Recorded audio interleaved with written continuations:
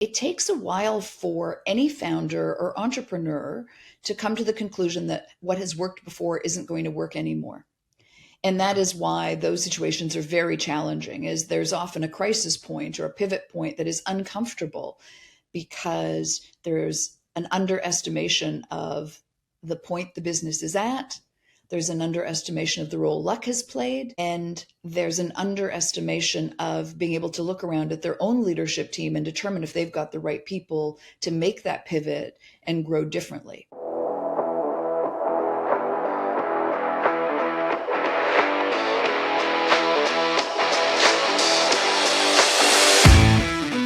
Hello, everyone. This is The Next Moves, and it's a series of interviews done with people who have built incredible companies and awesome careers. I'm doing it for the simple reason that there are so many moments where I'm sitting in meetings in my job as a recruiter, talking with a CEO or a founder or a member of their team, and they're talking about the choices that they've had in front of them and how they considered them. And then as they made them, the impact and what happened.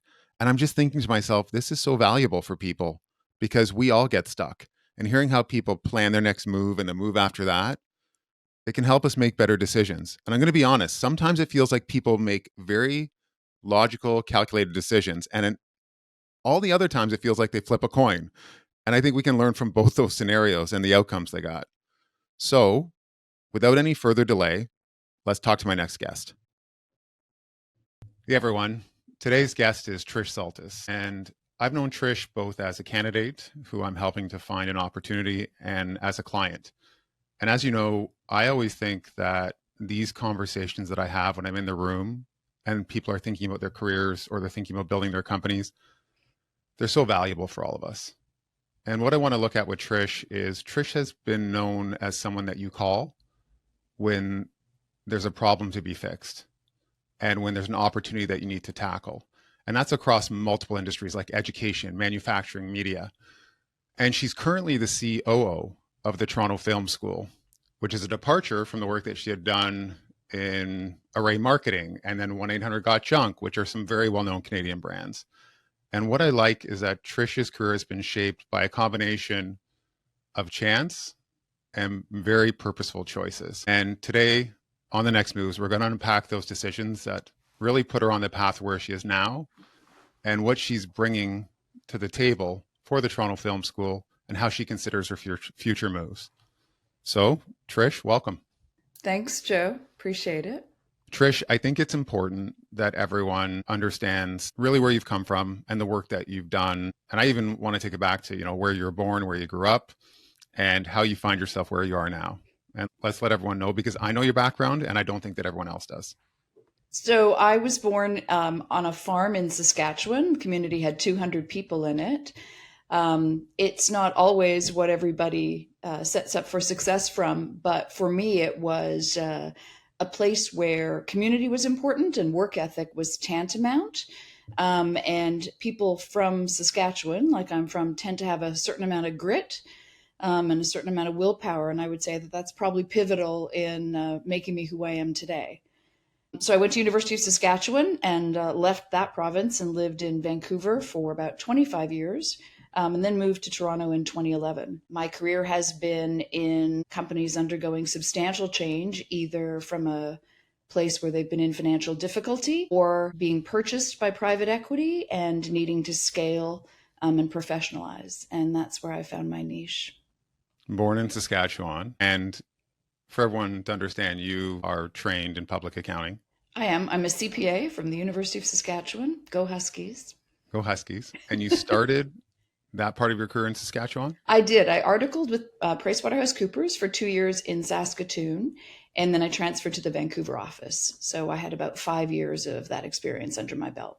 So I think this is important because based on where you're trained in a geography, you have a very different experience, even though you're trained in public accounting. And then people start making moves. They start deciding why they want to go to either a different geography or a different type of client, whether that's within the structure of the public accounting firm they're with or outside of it. So what'd you get exposed to working on files in Saskatchewan, and then why the choice to go to Van? So the files in a small office like the Saskatoon office are small, and this was quite some time ago. So we would deal with a lot of small businesses, a lot of owner-managed businesses, but they were repetitive. Public practice wasn't for me. At the earlier stages, as you can appreciate, you're always looking in the rearview mirror, and you're telling the owner-manager something they already know, which is how their last year went. And so that wasn't my cup of tea. Actually didn't enjoy it. It was repetitive. It just didn't fill my cup, frankly. So I wanted to move on to something where I was actually in the business. There are really kind of two paths in public accounting. One is to stay through and be a support person for industry, or the other is to get into industry and roll up your sleeves and get your hands dirty. And I was much more the second one. And is that the move to Vancouver, or did you land in public practice in Vancouver as well? No, I first? transferred with public practice to Vancouver, and I spent 3 more years at PricewaterhouseCoopers there. And then that first opportunity out of public practice is always the hardest one. It's difficult to frame your experience being in public practice as something that an industry or company wants to take a risk on, but I did that and sort of grew from there. That's why everyone needs recruiters to tell your story. Shameless plug. I watch people as they make that choice, they leave, they move into industry, and you've moved geographies. And I guess did you receive or get access to larger clients first in public practice in Vancouver, or was it more the same? No, I was in what was the small business area there. And again, so it was more of the same. I mean, that was part of my disappointment is I felt that move to a different city was going to be sort of revolutionize my life, but it was same role, different city. So still a good move for me to make, but I learned something about myself in that. So we make these transitions, we go from one context to another, and we either make a good choice or a bad choice. Let's talk about these first few choices that you made and map them for me. Like, you leave with a set of assumptions from public, you go into industry, and what do you pick? So I picked Bruce Allen Talent, Okay. who managed Bryan Adams, and it was the polar opposite of PricewaterhouseCoopers, you can imagine. So an incredibly talented portfolio, but definitely a well-known entrepreneur in Vancouver, but operated very differently than a professional firm. So it was culture shock, but it also was an organization that needed professionalizing. Had not taken on the role of a CFO before. And I had a business partner in Sam Feldman's office that was a sort of another pivotal person for me. So together we did kind of brand new things. We were sort of brothers in arms in changing that business, professionalizing it, and actually helping it become more than it was when we started. It was great.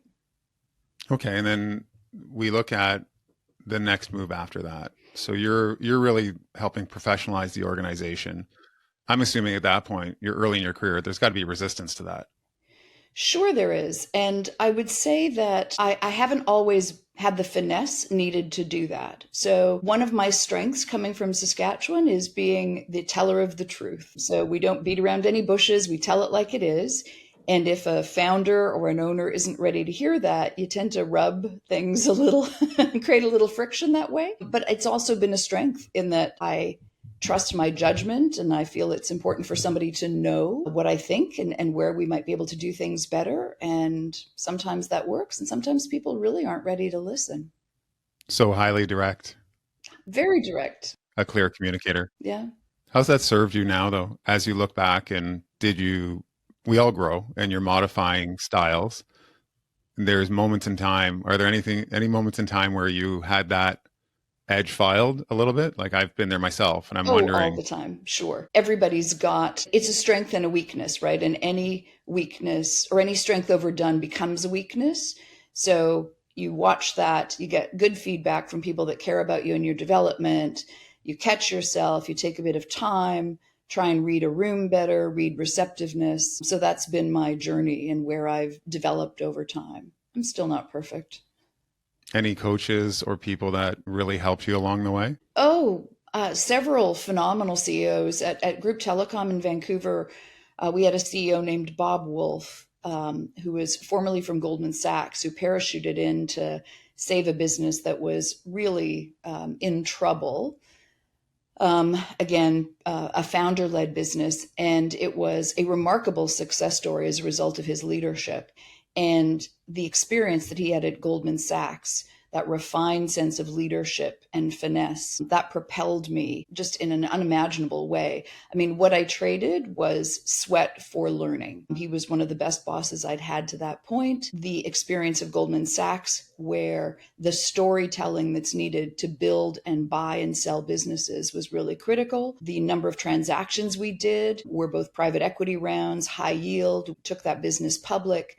Those were all key transactions I was fortunate enough to be involved in at a young age under his leadership. And I think that was an enormous step up in my skills. So that becomes something where, are they sitting down and coaching you, or are you actually learning? I think it's self-mentoring where you're modeling behavior often. Absolutely it is. Or it's allowing you to participate in meetings, or, if you show yourself as a trusted hard worker that's got some humility and hunger, a lot of bosses will see that and say, okay, let's develop you. I'm going to bring you along. So you participate, you work exceedingly hard in exchange for those situations so that you can learn on the job. And you've got to be willing to take jobs that probably are a little bit above you so you can grow into them. And if you have the good fortune of finding a leader like that sees some talent that needs molding, those are life-changing experiences. We often experience our careers through the lens of the companies we're in because they act on our skills, and the context of the organization forces us into things that we haven't done before. And, it's dangerous to connect the dots looking backwards because you fit the data to the story that you want to tell. But I'm looking at you now and I'm wondering which of these companies shaped you the most and grew you or shifted your perspective, and what were those changes?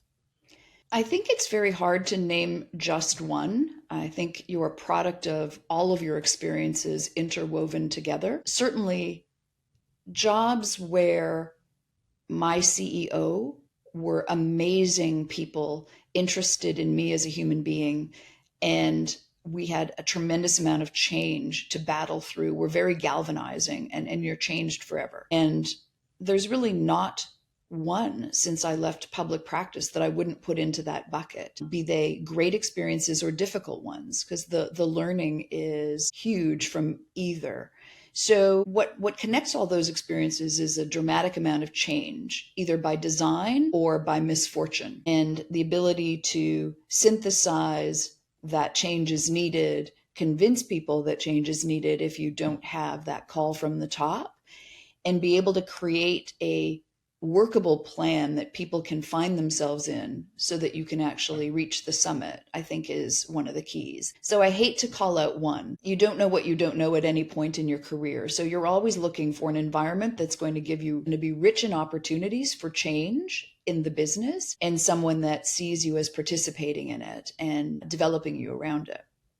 So if you look then at where your reputation as a fixer began, because that's a transformation in one's background, which is, you had mentioned 1-800-GOT-JUNK was almost like an incredible business case to think about. And how'd you solve for like developing the skill of having like a real operational triage where you're like, I'm going to figure this out and let's categorize these. And this isn't an ER, this is an emergency room, this one is. Like, how'd that develop? So there's nothing like a crisis to bring out all your skills. I had a CFO that I worked for at Crystal Decisions who was on the advisory board for 1-800-JUNK and asked me at the time I was looking for my next opportunity if I was willing to have a look at 1-800-GOT-JUNK. The board there knew something was a little wrong, but they couldn't put their finger on it, and namely couldn't get information to validate some of the challenges that the business was having. So I joined that business and quite quickly was able to figure out that we were fundamentally illiquid. And so that emergency situation, and appreciate that we were in a model where we were a franchise. And so you had a number of people's businesses relying on the head office. And that's an enormous responsibility. And I take that really seriously. And a lack of the rest of leadership understanding that was the seriousness of the situation we were in. So you've got to, again, the only way that I know how is quite direct and quite quick to assess what do we need to do short term, long term to get ourselves sorted. And so you just have an intense curiosity about every part of the business, and you start looking at ratios. You talk to the people who are working there, because that's one of the greatest insights, not so much the senior people, but down at the levels in the business. What do you see that's going wrong? What have you asked about or been curious about where there's something amiss here? And in that case, it had really just been an overextension of physical place. So a very expensive downtown lease, a lot of money put into renovations that were culture appropriate, but it really drained the balance sheet.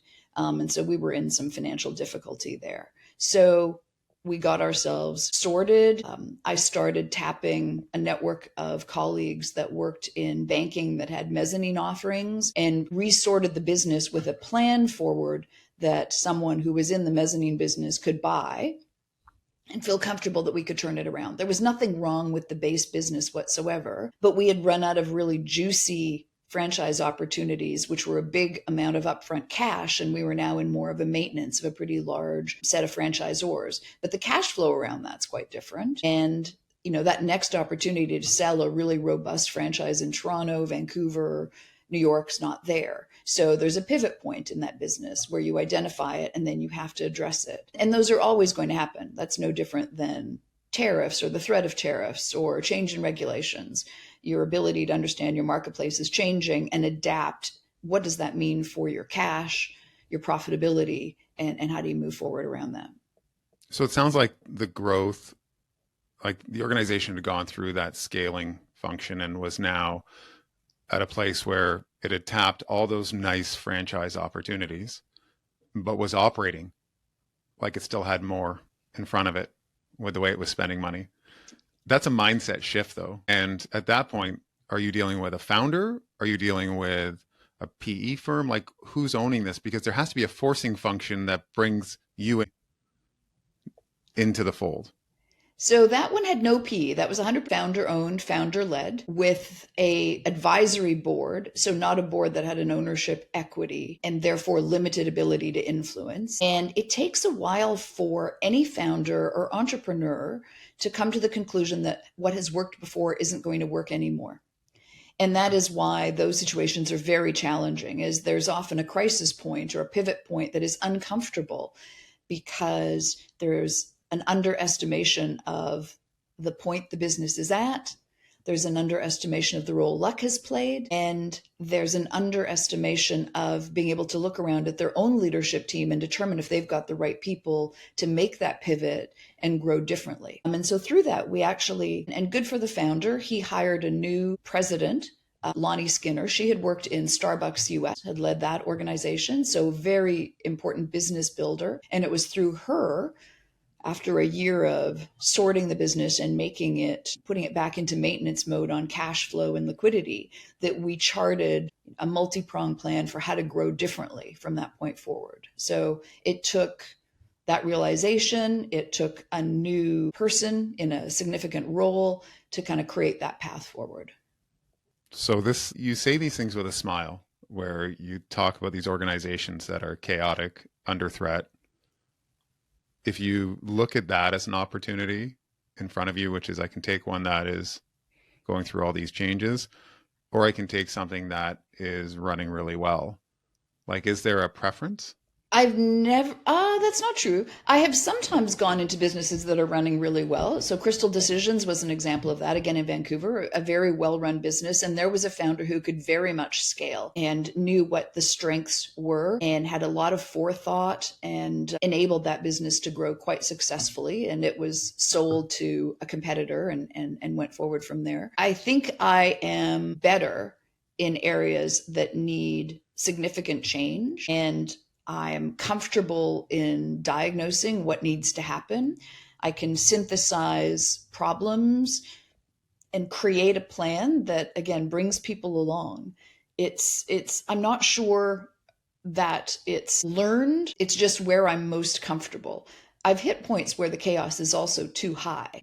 And there's just, there's been so much a delay in the business in bringing in someone to professionalize and create steadiness Those are challenging as well. I don't seek chaos, but I don't mind it. I'm comfortable starting with that question that most leaders do, which is, do you have the right people on the bus?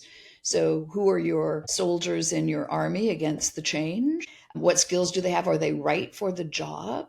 Or have they outgrown their jobs? Find the right talent. You've helped me with that in the past, Joe. And off we go. As soon as you find great people empowered and excited about what's possible, the chemistry takes on a life of its own. You had said to me earlier, though, that you weren't sure that you'd go back to a founder-led organization without the PE partner at the table. And when people are talking, like, you've transitioned into PE-owned assets, you know what they look like. There's a whole host of people that haven't, and they're evaluating these two realms. Like, one is the founder organization that has grown through like force of will, and the other one is the one that's transitioned to a PE ownership structure. And why this idea that it's not one you would prefer, like you really would want to land on the one that is the founder led without the PE partner? Why? Yeah, I wouldn't do that again. Although people may find as you transition, if you're looking at doing what I'm doing, you might have to do that and be the voice of change. It's much tougher to be the lone voice of professionalization in a founder or entrepreneurial led company. There tends to be a bias towards underinvestment in great back office, great systems, great information. Those are big step functions. They can be expensive. They're often comfortable in what I call hub and spoke management. So they want to be at the center of decision making and have it radiate out from there rather than creating robust departments that work together harmoniously. It does take some dollars and some extra people to do that. Again, the challenge is you're going to be on your own. You, in my case, is the CFO, which is your number two to the CEO, to convince them that they need to take that leap and invest. And they're often unwilling. It feels expensive. We've gotten here successfully without doing that. So you're constantly facing that battle, and you're the voice. You're trying to change from below. Whereas PE, for the most part, are there because there's a scalable operation. They know you need to invest in systems, people, process, all that very standard stuff. They usually have dollars behind it, and they understand what that business could turn into 5 to 7 years down the road. And it's just so much easier for them to join you in those difficult conversations and, in fact, liberate and empower you to build up those functions that need doing. So I look at the other market that I deal in quite a bit, which is VC funded assets. And I'm talking with people that run the funds, and I'm going to compare this to private equity for a moment, which is there's been a complete change in VC in terms of for some of these fund leaders and owners that we are now need to transition from, hey, you're going to get an exit on this timeline to further out. And that shifts everything. And I'm wondering the degree to which that's replicated in PE, and if it's there and they now have to adjust their expectations because of some broader shifts that have happened macroeconomically. Are they ready to do that, or are they just not experiencing it at all? Like, what's your thought process on how the PE space is evolving? I don't think PE is a homogenous group of investors. Fair. So they are very fundamentally different than VC investors, but I really enjoy the longer term PE model where they're comfortable that the kind of change that they need to actually realize their asset value is longer. So longer hold people really want to get it right. So let's get it right. They have a lot of pride in the product that they eventually sell, in the exit, that it's wrapped up in a bow, that things are working, some of the risk is taken out, some of the uncertainty is taken out, and they understand the timeline around that. And patient capital is a really fabulous thing to be working with. It's not like they're not high performing and demand high performance at all, but they understand there are going to be a few surprises and things may take longer. There is another breed of PE that is rip it and flip it. So bolt on a bunch of acquisitions, certain amount of chaos as that attempts to be integrated, and then turn it into something for a higher multiple. And you just have to understand the assignment there. But if things are taking too long to fix, they're less comfortable with that. So that's, I would say, the question to ask is, what's the profile of the PE firm that you're coming into? I can't speak as to whether there's been a change from one to the other or a style. I think there are circumstances where the business environment changes and timelines naturally get extended. So for instance, we're in education and there was significant regulatory change in 2024 that meant we have to shift our business model, and we may have a different growth trajectory than anticipated, and we might have to focus on different things. But that's every business. You have to react to the changing landscape all the time to stay relevant and stay competitive. And it's just I'm very comfortable with PE partners that say, it might take a little longer. We're okay with that. Let's get it right. When everything is changing, the ability to navigate that change is really tied to your ability to map those changes. What fundamentally has shifted in the way that we operate? What's the impact of each of these pieces? How do they commingle and amplify each other? Or are they running in series or parallel? Or what, like, how do we look at this? And a great team can map those and consider them and kind of look at the trade-offs. You've had to actually operate under constraints with talent. You've had to look at it, not now. I mean, I think now you've had a chance to build within Toronto Film School and within Yorkville, and Birch Hill has empowered you to do that. But you've also had it on the other side where everything is changing and you're operating with constraints and scarcity. So how do you do that? So I guess the greatest example of that was Kraus Flooring. We had PE partners there who were helping us essentially restructure a business where we were in breach of our financial covenants. And so it was well known. It was a small community in Kitchener-Waterloo. It was known the business was in trouble. Everybody knew about it internally. The entire community knew about it.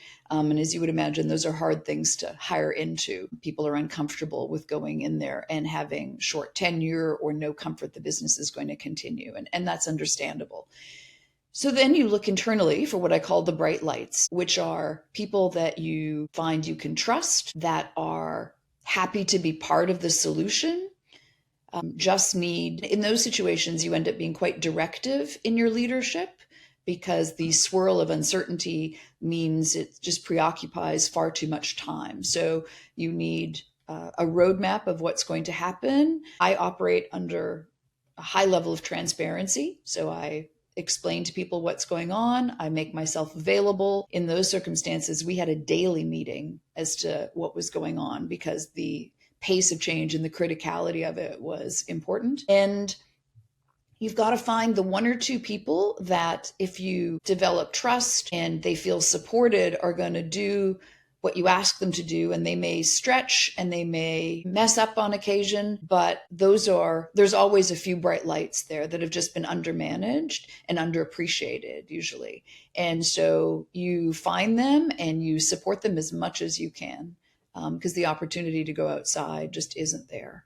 So what's interesting about Toronto Film School is that industry is going through massive change. The introduction of Gen AI and how people might be making film in the future. And I'm wondering how that affects the people level there as you're coming in to work with them. And are they more receptive because everything is in flux?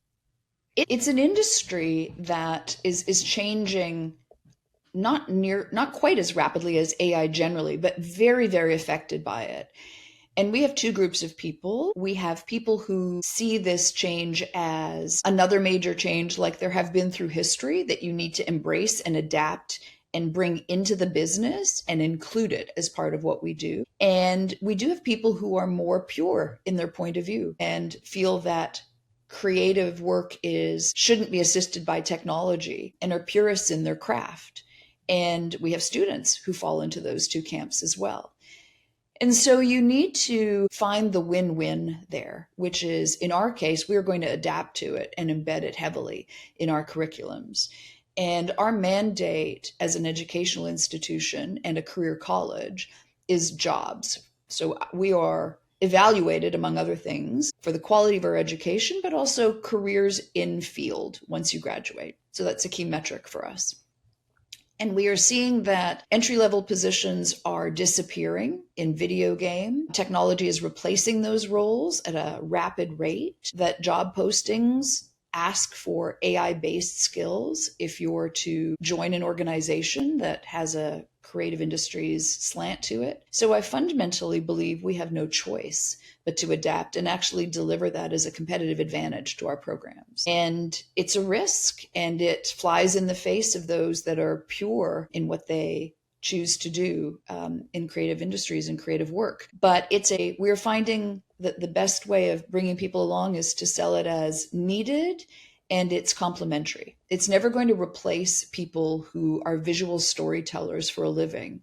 It will support them. It will make some jobs different. It will eliminate some, and it will create many, many others. And so, not unlike major shifts that every industry has gone through, your ability to adapt and innovate around that means you're going to win. I've seen these major transitions in film, and I've seen some of them, I should say. I don't want to see a film that doesn't have people in it, right? Like, aside from blatant cartoons where I'm taking my young kids to see them, I want to see the individual. And I know that, that might sound naive about where the industry is going, but it's not something I see myself enjoying as much as the story being told by someone about people who are performing for me, or for all of us. Are you surprised that you were tapped for an operator role like this? I am surprised, and yet it's the best job I've ever had. So what does that tell you about self-knowledge? So I joined Yorkville University, which is our parent organization. I was placed as an interim CFO. I've been a CFO most of my long career. And I felt that was a good use of skills. And within 2 weeks, our CEO at the time said, "You'd make a great person to lead Toronto Film School." And I remember chuckling at that meeting and going, I don't think that's true, but I'm just going to smile and nod at this juncture. And just play this out. And so I did that role for about 5 months, and then contracted to be the COO of Toronto Film School. And that was the diagnosis, assessment, asking a lot of questions, trying to synthesize why that organization, frankly, hadn't grown in about 5 years, whereas the rest of Yorkville University, the piece that offers degrees, had grown quite dramatically. So I was tasked with understanding why. And so I proceeded to ask questions. I did research. I talked to people in the industry, in the organization, and was able to put together a pretty long list of things we needed to execute on better. So there were a number of people in the organization in the wrong roles. They had been with the organization for a long time and were not leaders, weren't innovating, didn't have the right org charts or people under them. We had not really redeveloped any curricula in 7 to 10 years against an industry that was changing. What I found, though, were phenomenally dedicated faculty, so committed to the school. The culture was extraordinarily powerful and very engaging. So there was a ton of raw material, but people were craving structure, and they were craving steady leadership and where the guardrails were. They were craving a number of other things as well. And fundamentally, the last year has been about upping the quality of what we deliver. So we are a premium priced offering, and we have many really, really good programs, but we're making them and have made them tremendously better in the last year to kind of match that product and pricing.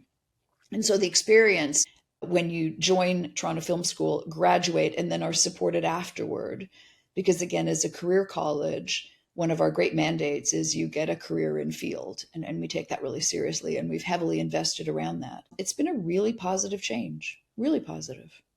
I see it as not surprising that you enjoy this job.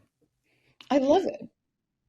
I see the operator role really drawing from 3 pools. It draws from the engineer, it draws from the finance, and it does draw from the person who has grown up inside of, like when I say finance, the finance and accounting background, because it is repeatability, efficiency, effectiveness, and you have that inside of engineering as well. Rarely do you see it draw from the sales.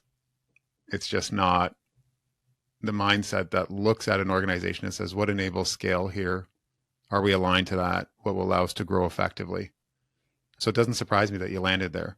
So I want you to reflect for a moment and think about the next moves for you. And I'm not looking to say, are you leaving your job? What I'm looking to say is, what happens next? And how do you think about it? Because you've now been here how long? Is it year 2 or 3? It was 2 years in February. Yeah. So you're in your 3rd. And how do you think about your moves in the future? I certainly will not go back to being a CFO. And Okay. no disrespect to my CFO colleagues and friends. I've done that my entire life. I am just better suited for fixing and building the business. So both the internal workings and the top line. And I'm very late in discovering that career wise, but I'm also very comfortable in that skin and it feels like home.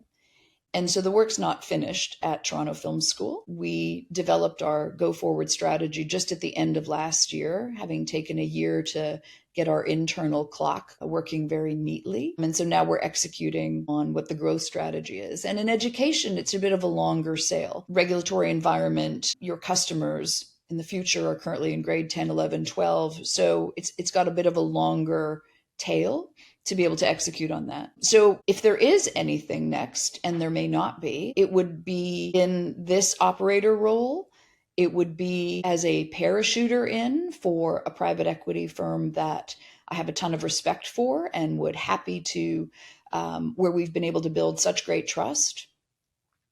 They could toss me at their next challenge, and I would gladly take that on with a broad set of skills. And because I've got confidence in them and they have confidence in me, those are the things that would appear on my resume in the next few years if there were some exit and that was the situation. But I've found the perfect role for me in terms of what I do every day, but frankly, the people that I work with as well. So it's pretty powerful, and it's very compelling. I think one final question, though, is we sat down for coffee and you had mentioned that when you first moved to Toronto, that your goal was to work with Birch Hill. It was. How long ago was that? That was 2011. That was a long time ago. And I wasn't very well connected in Toronto. We moved here because my husband was transferred.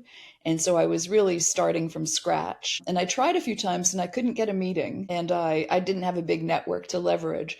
So I think it's fabulously serendipity that at this point I am actually doing what I personally set out to do. It took a bit of time, but they are, as I said, when you have partners that you trust and are there for the long game, it's just a fabulous situation to be in. Anything that you want to add now at the end? Anything that we haven't talked about? This was fantastic, by the way. I would say kind of two things to professional women in particular is don't be afraid to apply for jobs you don't think you can do. We underestimate ourselves, and I'm guilty of that as well. And it took other people to see skills and abilities in me that I wasn't necessarily aware of. And so I've applied and I've taken some risks in jobs where I read the requirements and I go, oh, that's a little bigger than I have done. And yet I've ended up getting them and enjoyed them and had success. But I've been willing to work very, very hard to learn into them. So don't be afraid of doing that. Nobody's perfectly aligned to a role. Nobody has every box ticked. So I would definitely say that. I can second that. Rarely. I mean, and it's people, you're also happiest at the edge of your competency, which is you're stretching to do the job. And there's a gap between all the skill and what you have, and then you're learning those. We're always happiest there. As long as we're succeeding, we have enough to succeed, and that gives us time to learn. It is, and it's very rewarding. Like your personal development grows, you kind of change the outer limit of what you think you're capable of, but definitely pick who you work for. That is the single most important, well, it's the second most or aligned most important part of that is the company and the situation at hand, and then who you work for and how you create that relationship. It's really fundamental. And then kind of aligned with your work, Joe, is when I look for talent, either internally for those bright lights or outside, I'm looking for hungry, humble, and smart. And there's a whole bunch that you can actually teach people outside of that. But those ingredients together make a really powerful set of raw materials in what your team is like. And it makes a big difference. So, Well, this has been a blast. I'm glad. Me too. We shall do a part 2 based on Trish Saltys' fabulous adventures, and I really appreciate this. Thank you for the time. It's no trouble. I really enjoyed it, Joe. Thank you for the support you've given me.